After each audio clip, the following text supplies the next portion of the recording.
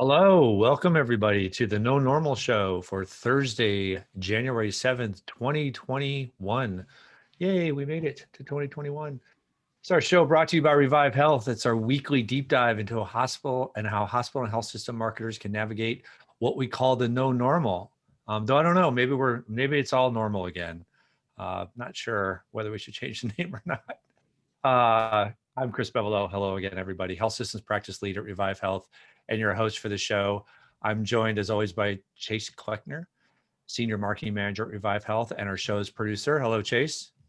Hey, Chris. Happy New Year. Glad to be at this again. Yeah.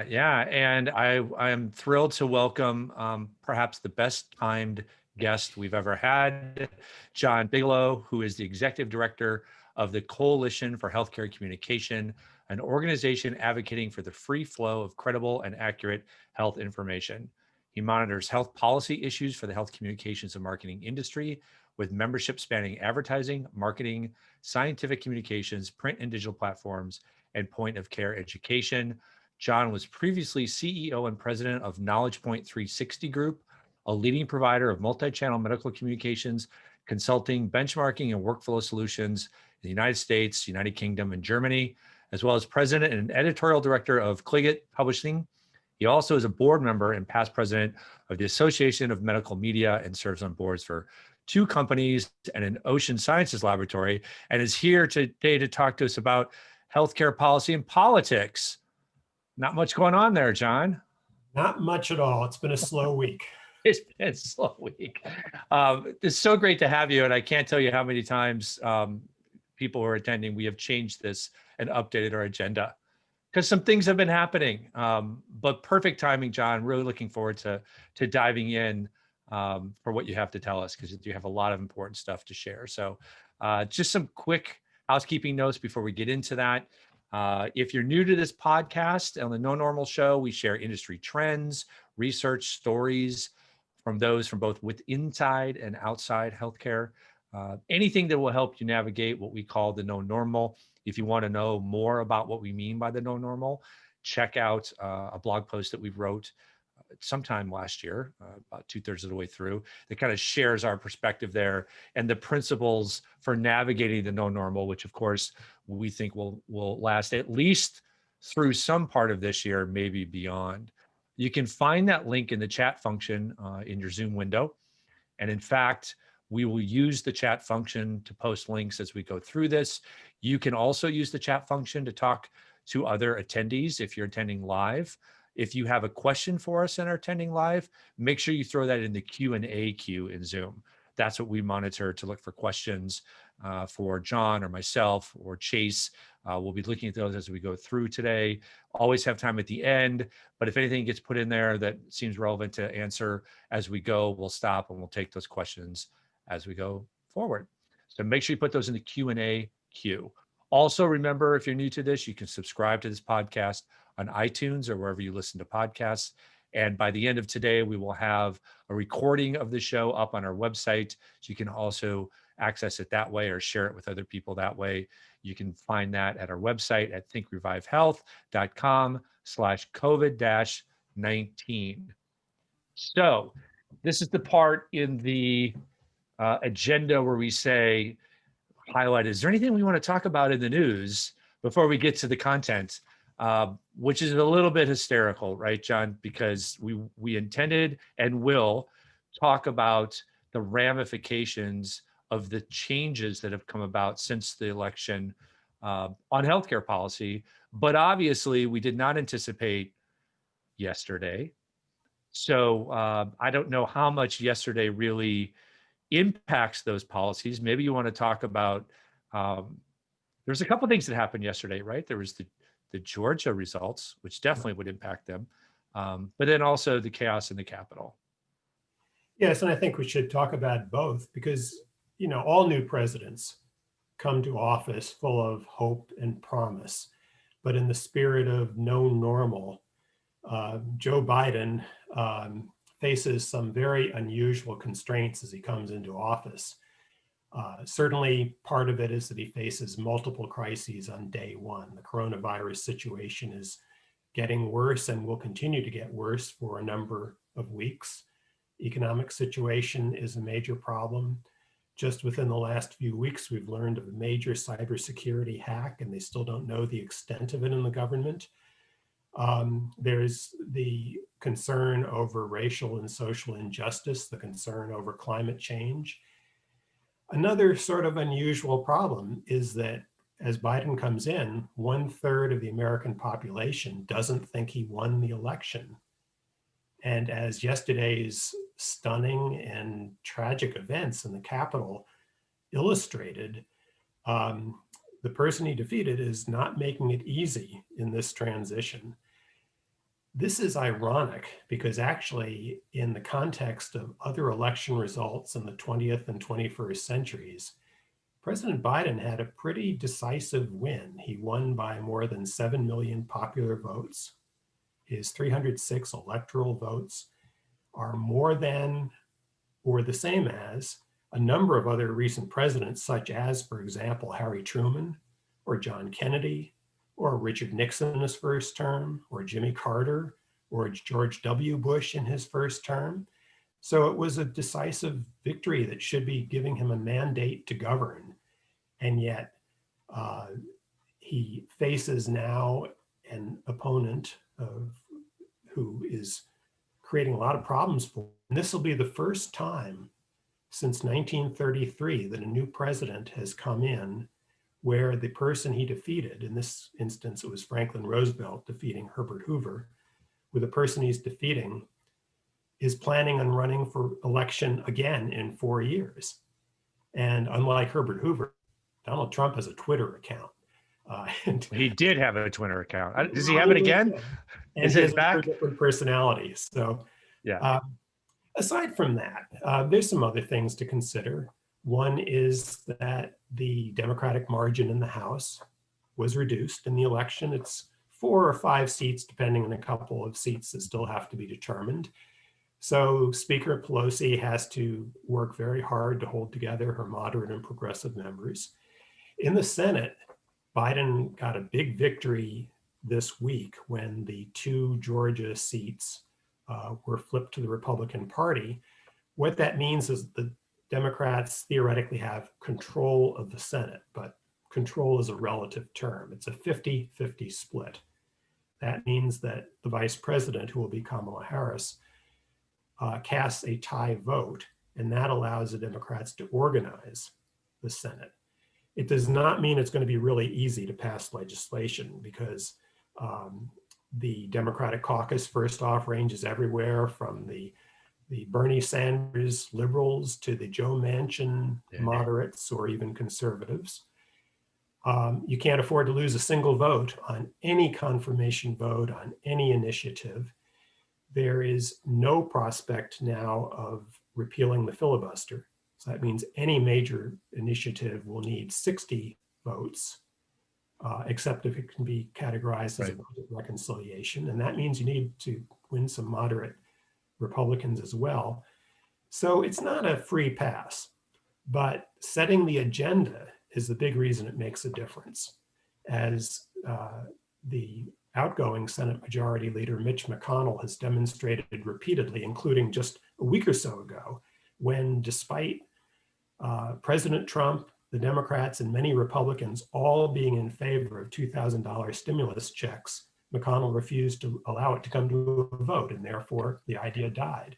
And relevant to our audience, during this past year, conservative Senator Chuck Grassley and a liberal Senator Ron Wyden, the chair and the ranking member of the Senate Finance Committee, hammered out a bipartisan drug pricing reform package that had majority support in the Senate, but never came to a vote. So it never passed. So being able to control what comes to vote is a really, really important thing. We're gonna get to some of the specifics of how what you're talking about might show up in terms of policy changes, laws. I want to, we talked a little bit as we were preparing for the show, John. Let's just really quickly talk about if there is any implications of what's going on right now, because what happened yesterday at the Capitol is still a fluid and changing situation in terms of the the outcome of that. And the thing that we were talking about was last night there was some discussion about the 25th Amendment and impeachment again. I think to all of us, as we talked about it, the three of us anyway, we were surprised that that's actually grown today, that there's more of it today. And it doesn't mean it's going to go anywhere. But let's say that conversation continues.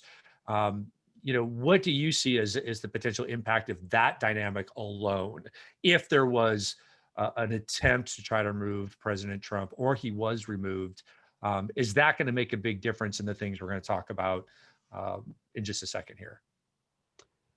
Well, as you said, it's a developing story, and the situation may be very different 24 or 48 hours from now. But I think one thing it means is that although there's obviously been a lot of anger on both sides in this election, and there are so many people who have been talking about Trump pardoning himself and how he shouldn't get off the hook for things that he may have done and things like that. It was in President-elect Biden's interest to move beyond that, to start moving on solving the problems and creating a track record, and not get bogged down in relitigating everything that's happened in the last 4 years. I think that may be harder now, because there will be some pressure during these last 13 days of the Trump administration, perhaps some interest in removing Trump through the 25th Amendment. Even if that doesn't happen, there will be people who are saying that if you've instigated riots that disrupt the Congress's activities, there should be a price to pay. So I think it's going to be more difficult for the Biden administration to avoid wading into those waters. And I don't think that's where he wanted to go. Yeah, and that definitely could impact a lot of what we're going to dive into here, just in terms of when it might happen and the priorities and that type of thing. As you outlined at the beginning, there's a lot of priorities that Biden has to face of a crisis nature, which impacts, because most of what we're going to talk about, I don't think would fall into the crisis category in terms of healthcare, though some people would argue differently, I'm sure. But all this would do is just push some of that further out, delay it, that type of thing. So we don't need to go deeper into it. It's hard not to talk about that when we're facing that as a country. And again, like if ever there was an appropriate name for this podcast of the no normal, I mean, I know we did not anticipate this kind of lack of normality, Chase, when we named the show of what's happening right now. But boy, it just shows that we are in a really unique space. So Jon, let's dive into some of the expertise you could bring to us. Let's start with the people. Let's start with some of the key players that are going to play a role in shaping healthcare law and policy moving forward with Biden's administration and the new Congress. Okay. Well, personnel is policy, many people would say, so it does make a huge difference. So just to begin with, so that we don't forget about it, against all those constraints that Biden is facing, he does have some advantages. One of them is that he comes into this position with long experience in government, which is to say, he knows exactly which agency does what, where the power lies. Not all presidents coming in do, and I would recommend to anybody watching this, there was a great book published about 3 years ago by Michael Lewis called The Fifth Risk, which was about ostensibly about the transition from the Obama to the Trump administration, but actually it was more about all the different agencies behind the scenes and what they do, and how not understanding what they do made a big difference. Biden knows those things. And second, most of that government experience was as a senator. So he knows how deals are cut on the floor of the Senate, and that could be a big help because he's going to need to win a lot of centrist Republican votes to get things passed. And then the people he's appointed. So far he's been generally appointing fairly establishment figures, which I think is a reflection both of his own personality and also of his wanting to have people who can actually be confirmed by the Senate. In the healthcare arena, first, as we can discuss in a minute, his largest single priority has got to be taming the coronavirus pandemic. Right. So he has tried to bring in some people who have a science background, who have managerial skills, and who have communication skills. So his COVID czar is going to be a guy named Jeff Zients. He is known as a manager and as somebody who's brought in to fix problems. For example, when Obamacare was rolled out and the healthcare.gov website was launched and was a total unmitigated disaster the first few days, they brought Zients in to fix that problem.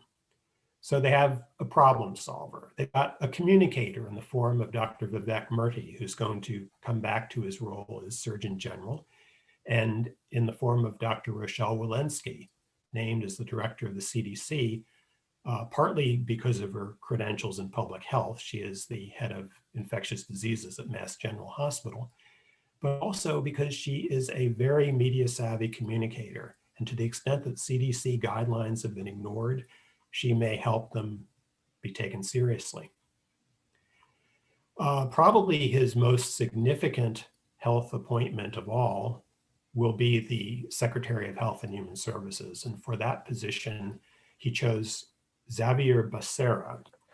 And that was initially considered a somewhat unusual choice because Becerra is not a public health expert. And he also is not someone with big management experience. And remember, the Department of Health and Human Services has 80,000 employees, so you need to be a manager. But he has some other advantages. He served 12 terms in Congress. He was a member of the leadership of the Democratic Caucus. He was on the Ways and Means Committee, which is the committee that has jurisdiction over Medicare.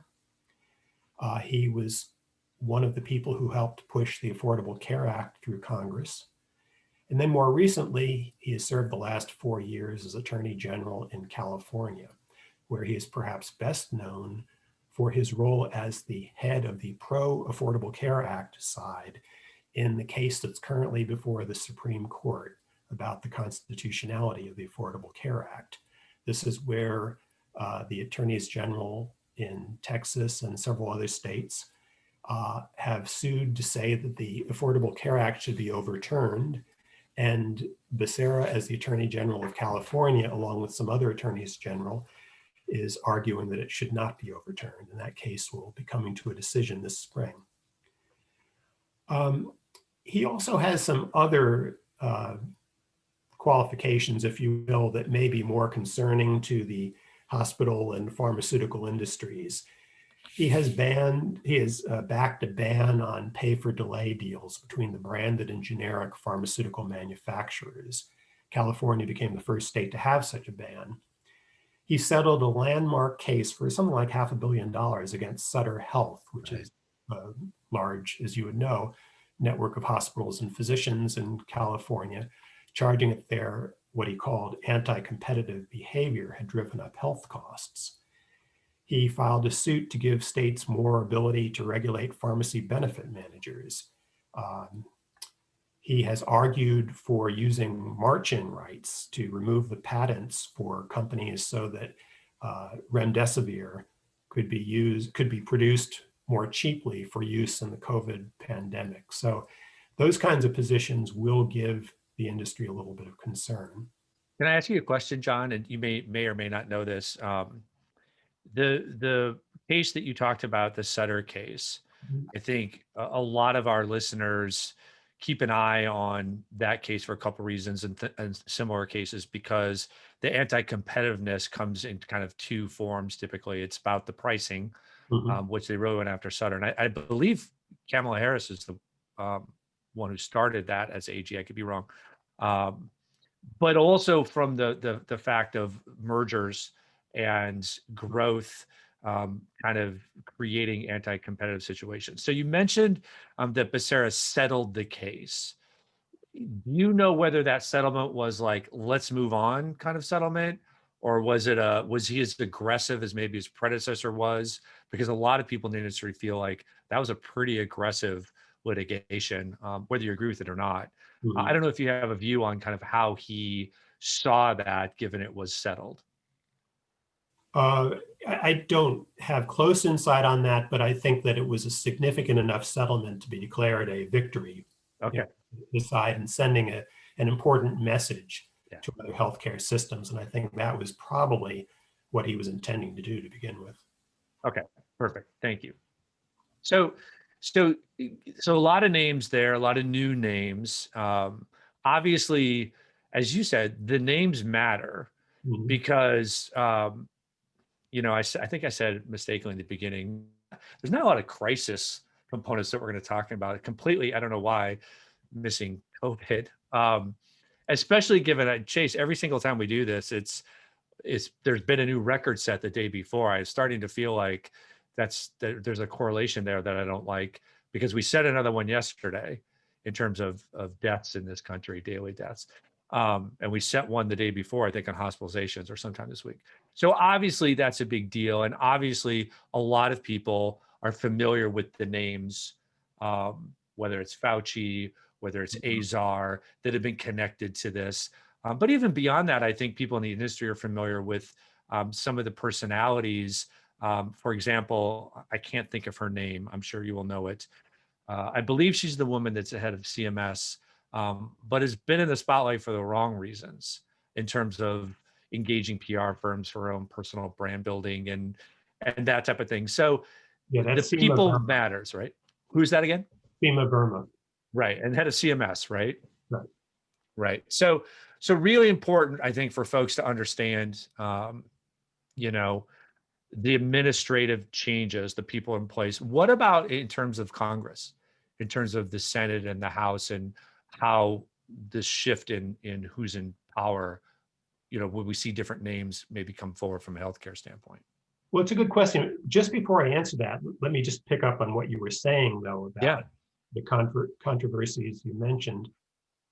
One of the differences that I think the industry will see with the choices that Biden is making is more teamwork. One of the things that was distinctive about the group that President Trump brought in various positions, including HHS secretary, CMS administrator, FDA commissioner, CDC director, when push came to shove and the COVID pandemic arrived, all these people already had been spending 2 or 3 years in infighting amongst themselves. Mhm. Not so much Dr. Hahn at the FDA because he was new, but there had been a lot of turf battles between people like Azar and Verma. There was a lot of poor understanding of process. So President Trump put out a lot of regulatory proposals which were stymied largely because they didn't follow process and they did things poorly. If they had been a little smarter about how they did it, they might have accomplished a lot more. With the Biden administration, he is thinking through teams of people, and I don't think you will see that kind of infighting. And also he's bringing in people who know the process. Someone like a Becerra knows government process. Neera Tanden, who's been nominated to be the head of the Office of Management and Budget, which has to review any regulatory proposal in advance. She knows the process and she knows healthcare, having been one of the people who was an advisor to HHS on the Obamacare rollout. So I think you'll see that more buttoned up. But to your point, it also matters who are in the key positions in the Congress. Right off the bat, with the change of control of the Senate, suddenly every committee is now chaired by a Democrat and will have a majority vote of Democrats. The two committees that are most important to our world are the Senate Health, Education, Labor, and Pensions Committee, the so-called Senate HELP Committee, which had been chaired by a Republican, Senator Lamar Alexander, who was retiring. And that will now be chaired by Senator Patty Murray of Washington. That is probably, a comfortable feeling for industry. I think Patty Murray is a solid citizen type of player. And it should be good news in the sense that The alternatives, if the Republicans had retained control, would have been either Senator Richard Burr of North Carolina, who was next in line, but who might not have gotten the position because of the concern over some ethics violations having to do with some stock sales.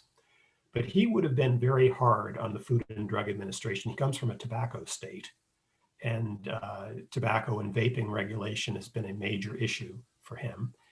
And if he did not get the position, then it would have been Senator Rand Paul, who has some very controversial libertarian ideas about how drugs should be approved. And it would have been a very interesting situation.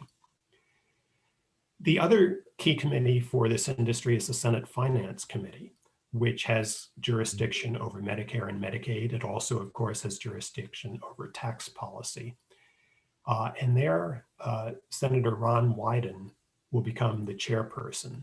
He had worked collaboratively with the conservative Republican who had been the chair, Chuck Grassley, on some drug pricing reform legislation. He is likely to be more aggressive on his own on drug pricing reform. And so that's something for our industry to watch. And I say drug pricing reform because that's what the last Congress largely was concerned with, but I think hospital prices will also be part of that discussion increasingly. In the House, there won't be as many significant changes. Richard Neal will still be the head of the Ways and Means Committee, which is very important to our world. Frank Pallone of New Jersey will still be the head of the Energy and Commerce Committee, which health reports into. And the new head of the Appropriations Committee will be Rosa DeLauro, who previously had been the head of the Agriculture and FDA Subcommittee. So she's more or less a friend of the Food and Drug Administration and very sensitive to the needs of our industry. Can I ask you a question real quick? Mhm. On Chuck Grassley, only because I was from Iowa originally. I think he was a senator. Yes. He was the senator when I lived there, and that was 30 years ago. It's been a long time. Historically, though, he has been very outspoken and critical of the nonprofit status of a lot of hospitals and health systems, and drove a lot of either regulation or legislation, I'm not sure which, around showing improving community benefit as one example. Now, that was a while ago. I don't know if he's still on that horse, but considering he will no longer be a committee chair, is there anything we should expect different, given that he won't have the power he's had in the past, or the maybe the pulpit he had before, or is that largely something that he's moved past that topic? I think he continues to be very suspicious of all of the healthcare industries, hospitals and pharmaceuticals as well. He is now going to be the chair of the Judiciary Committee, by the way, so he's not leaving the Senate. He is still going to be in a position of power, just not specifically in the health area. I think he will still be watching out for various things. For example, he was the key person pushing the Sunshine Act. Right. And as you may remember, the Sunshine Act was actually enacted as part of the Affordable Care Act. So if the Affordable Care Act were to be declared unconstitutional by the Supreme Court this spring, the Sunshine Act also goes out the door. I'm sure that there'd be immediate moves to bring it back, but anytime you bring it back up for discussion, it can be changed, things can be handled differently. I think he would definitely be part of that discussion. So he's still there. He's still very influential. He is the president pro tem, but he will not be as directly involved. Okay, great. And I cut you off. Sorry. I know. I want to talk a little bit about the specifics of what's likely or possible and what's definitely not going to happen moving forward here, as you kind of say, over the next 2 years, because that's really as far as we should really be talking. But talk just a little bit about overall some of the things contextually that you think are going to be different in a Biden administration versus what we've seen in the Trump administration. You alluded to it a little bit with, like, as an example, the infighting and the turf battles among some of the cabinet and health department areas. What else would you point to? I think several things. First, I think that just given the situation in Congress, Biden will tend to make fairly moderate legislative proposals, and the more progressive things he hopes to accomplish, he will do more by executive action. I think also under Trump, the industry tended to face Twitter attacks and inconsistent messages and poorly designed executive orders and things like that. Under Biden and under the incoming Senate, there's going to be more interest in the federal government constraining hospitals and pharmaceutical companies, but also a much tighter focus on proper procedures. That means executive orders will have more teeth. That means that laws will be better thought through. Some things will be off the table. As I mentioned earlier, there will not be a move to eliminate the filibuster. There's just no votes for that. We're not going to welcome Puerto Rico as a state, I think is a safe. I don't think so. Or, yeah, okay. Candidate Biden talked about a broad progressive reform of the tax system, not going to happen in the next couple of years. He talked also about a great significant expansion of the Affordable Care Act with the public option and expanding Medicare to cover people at age 60 and things like that. There won't be a major expansion of the Affordable Care Act.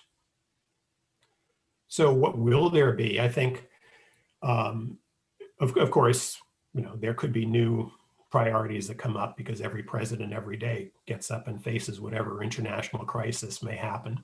But I think the key things he's going to be focused on are going to be the COVID epidemic from a public health standpoint, the economic fallout of the COVID pandemic, strengthening the Affordable Care Act, and the cybersecurity hack that just happened. So maybe just taking off a little bit about those, Chris, you mentioned earlier that COVID is one of these major priorities, and that is really a two-pronged priority, and it's not going to be easy. For all the reasons you mentioned, the case numbers are getting worse and worse. They're probably going to get worse because the coronavirus variant from the UK that seems to be more contagious is just beginning to spread around our country. You may have seen a report just today that another variant of COVID-19 seen in South Africa may be more resistant to the vaccines that have been approved so far. So there's several aspects of this. There's the public health measures aspect, where mask wearing, social distancing, things like that has become a partisan issue. And Biden is working by bringing in public health experts and bringing in behavioral science experts and bringing in communicators to try to address how you get across the importance of public health measures. There's the issue of making the public confident in the vaccines. And as you've known, there have been polls that have shown significant portions of the population, and especially of certain demographics, are reluctant to take the vaccine. So there's that argument. And then in the last few days, we've really seen a third problem, which is the logistical challenge of the rollout of vaccine. It was a miracle almost that we developed vaccines as quickly as we did, and great praise to everyone who was involved in that.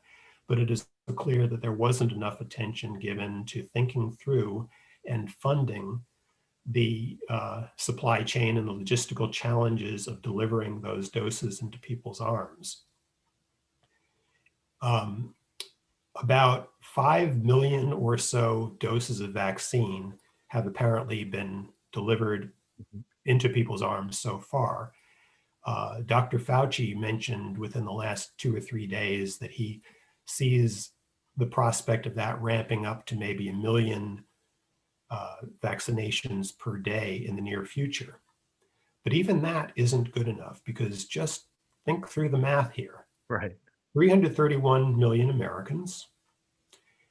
To get herd immunity, you're probably going to need somewhere in the vicinity of 90%. So just for round numbers, let's say that's 300 million Americans, of whom 5 million have already gotten their first dose.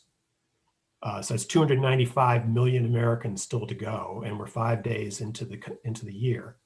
So what we're really saying is you would have to deliver an average, not just of one dose, but of 1 million doses, but of 2 million doses of vaccine every day for the next 295 days, which takes us to the end of October, to reach that 90% level by the end of October. And we are nowhere close to delivering 2 million doses a day. And that is even if we get enough vaccine supply, because we've all heard that there's something like enough doses on order from Pfizer and Moderna to take care of 185 million Americans. That still leaves another 100 million Americans. Probably the AstraZeneca vaccine will be approved, but we don't know that for sure yet. The others are further down the road. There's a lot of things that can go wrong here. So this is a huge problem that will be a real challenge for the Biden administration. Yeah, for sure. And I'm going to get political just for 5 seconds. It's good to know we'll have an administration that actually is going to focus on that, though. I'll just leave that there. Real quickly, do you want to hit on some other issues that you think are important for this audience to consider? Sure. From a hospital health system and a marketing communication standpoint that we should be looking for given the political changes? Right. Well, here are a couple. One of them would be the Affordable Care Act. As I mentioned earlier, there is a case before the Supreme Court about the constitutionality of this case. The Affordable Care Act is important not only because 23 million Americans get their insurance from it, and we're in the midst of a pandemic, that matters. Also because tens of millions of other Americans who have employer-based insurance have protections for pre-existing conditions and various other specific things because of the Affordable Care Act. It's also important because it enlarges the market. You know, if these people do not have health insurance, they're not going to be using healthcare providers in the same way as they are now. So you'd have more emergency care service, less preventive care. It would change a lot of what's happening in American hospitals if the Affordable Care Act went away. And that's even without talking about the fact that the Affordable Care Act also includes the pathway for approving biosimilar agents. It includes the Sunshine Act that I mentioned earlier. It includes the Medicare demonstration projects that are in place. So there's a lot at stake here.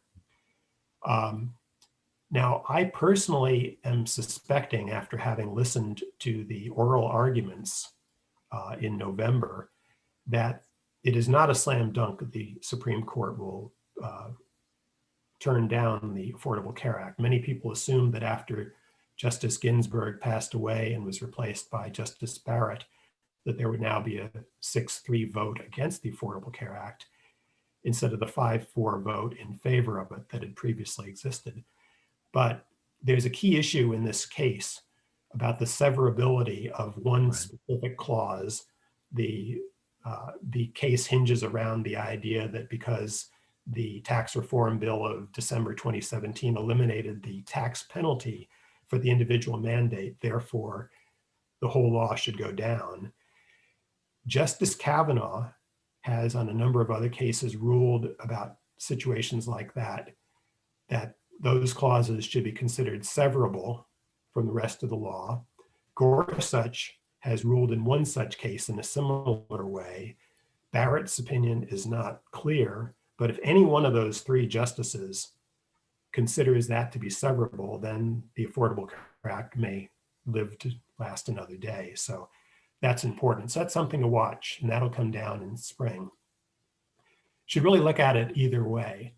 If the Affordable Care Act is overturned by the court, I think that now, partly because the Democrats will control the agenda in the Senate, President Biden probably could get enough Republican votes to pass a law that would fix whatever specific flaw the Supreme Court might point to. So for example, if the problem is the individual mandate and that's no longer valid because there's no longer a tax penalty, you could impose a tax, a nominal tax of $25 or something like that to enforce the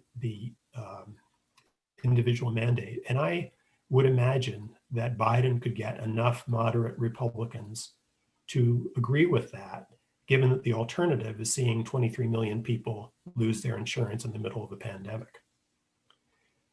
On the other hand, if the Affordable Care Act is upheld by the court, I think you will see the Biden administration try a number of executive actions to strengthen it.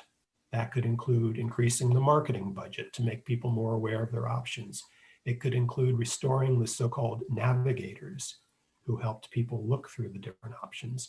It could include either by regulation or perhaps by some form of legislation, increasing the subsidies for Affordable Care Act insurance. So I think there's a number of things that could be done there. So I think that's something to watch.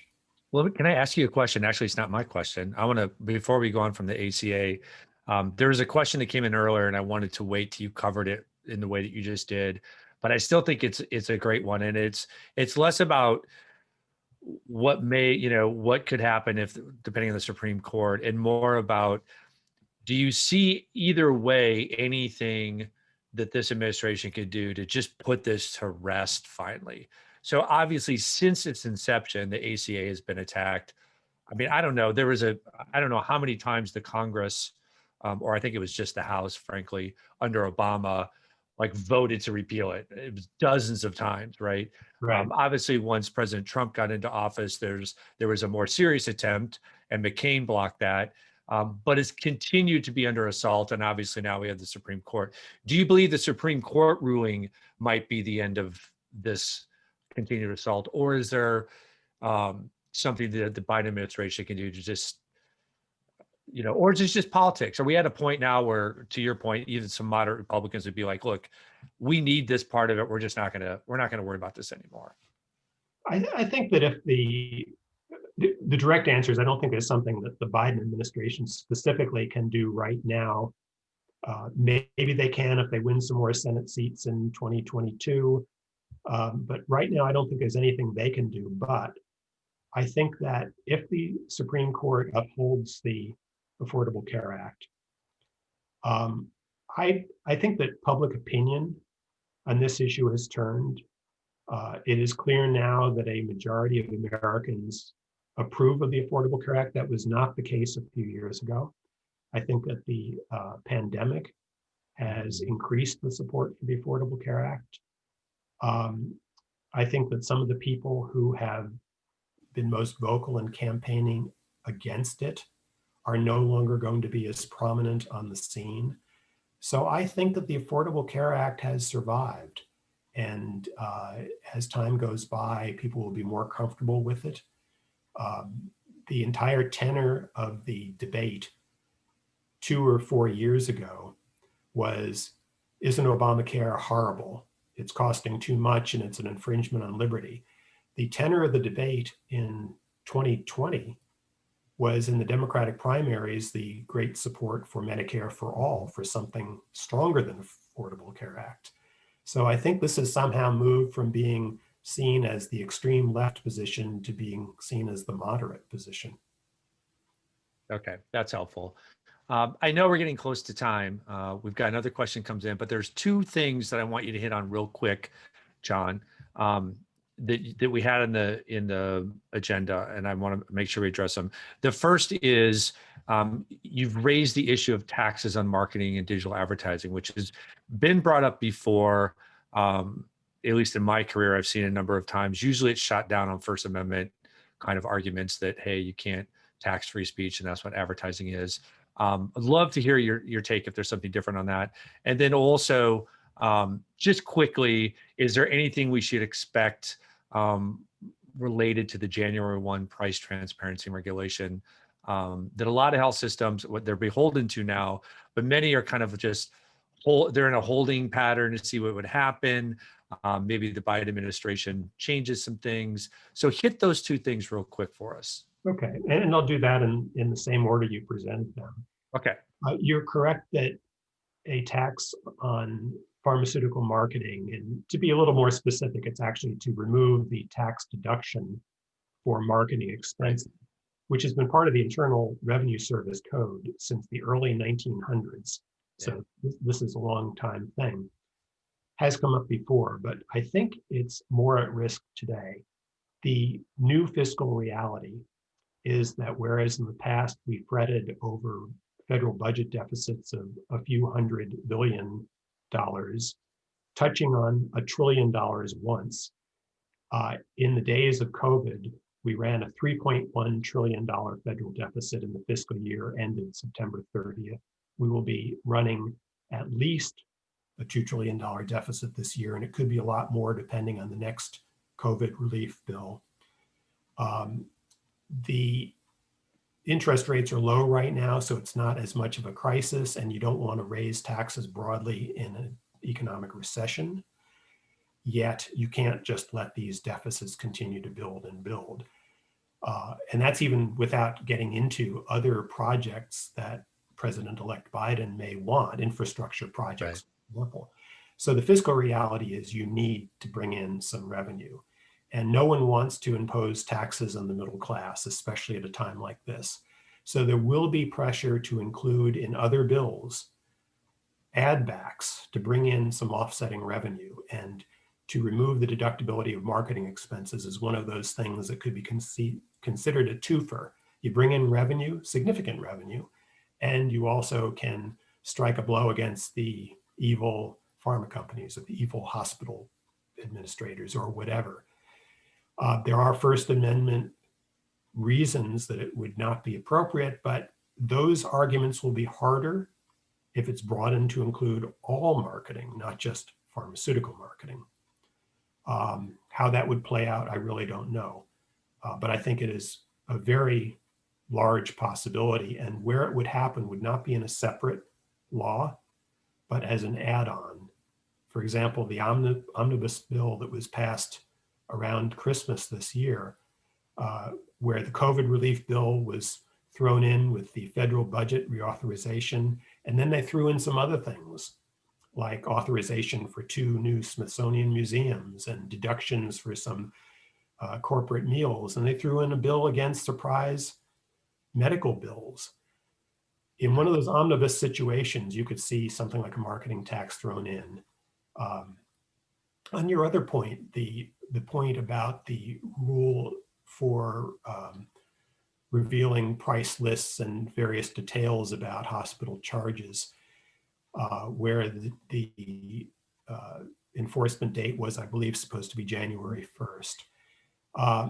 I don't know that that has been a high priority for any of the people I've heard of appointed to the Biden administration so far. And of course, we have not yet seen who the CMS administrator or some other key people are going to be. It's also important to note that usually when you have an incoming president, Congress convenes on January 3rd, and in the period between January 3rd and January 20th, they begin confirmation hearings so that they can start confirming people immediately after the new president takes office. This time around, partly because it wasn't known who was controlling the Senate until this week, and now because the Senate in its infinite wisdom has chosen to go on recess for the next 2 weeks, there will be no confirmation hearings.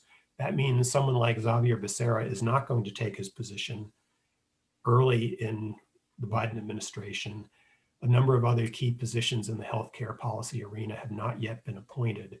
So I don't think pragmatically there's much chance of there being delays in enforcement for almost anything. Wow. Okay. That's just a whole nother scary kind of thing to think through. We won't dive into it. I just want to add to your input on the taxation thing. Obviously, the implication for those of us listening would be, look, if marketing and advertising is no longer a tax benefit, you would assume that organizations would reduce their marketing spending because they wouldn't see that benefit. We could have a whole conversation with a lot of other people about, does that kind of tax law actually drive that kind of thinking. I remember back when I had my business, and they would raise kind of the capital limits you could spend each year, thinking that, well, if we raise the capital limit of what you can spend, people will spend more. Most business owners don't go, well, look, now that it's taxable, I'm going to buy 5 more tractors or whatever, right? It's a nice icing on the cake, but it a lot of people would say it doesn't drive actual operational thinking. But overall, I think you would, we would see that there would be a drop or pressure on marketing budgets. So that's why it's important to just to keep an eye on that in our industry. So we gotta go, John. We could just keep going forever and ever on this. We've got another question, but it would take us a while to dig into it. So I'm gonna leave it. We may ask you to maybe answer it in writing or something, and we can get back to the person who asked it, or we can read it on the next show. But boy, I feel like we could just keep going all afternoon if we wanted to. So appreciate you joining us. Such great information. Well, I appreciate the chance to join you. The fact that there is so much to talk about and so many things we didn't even get to just shows that healthcare policy in Washington does make a difference to our industries. And it's important to monitor it. Yeah, absolutely. And there's a lot to monitor right now. So just, keep your eye on things, folks. And that's why I laughed when you said that this price transparency thing probably hasn't been a priority. Just given the world right now, probably a fair statement. They're not focused on it. Yes. Can you but imagine, again, does Joe Biden really, is he really happy that he won the presidency after all that has gone on? That's right. That's right. Second guessing. Maybe it would have been fine to let Bernie or Elizabeth have it. That's right. That's right. Chase, thank you, sir. Absolutely. Appreciate Enjoyed it. the conversation. If there is something you'd like us to cover, please just let us know. Post it in the Zoom chat right now, or the Q&A function, either way. You can also email us at knownormal@thinkrevivehealth.com. We want to make sure we're always covering things that are important to our listeners. Again, remember, you can get a copy or see a copy of this when we post it later today at thinkrevivehealth.com/COVID-19, and subscribe to iTunes or wherever you listen to podcasts so you can listen to us on a regular basis. And boy, more than ever, good luck out there in the no normal. And I don't mean that just from a healthcare marketing standpoint. It's been a week. So hopefully next time we see you, things will be better. John, thanks. Thanks, everybody. We'll talk to you next time.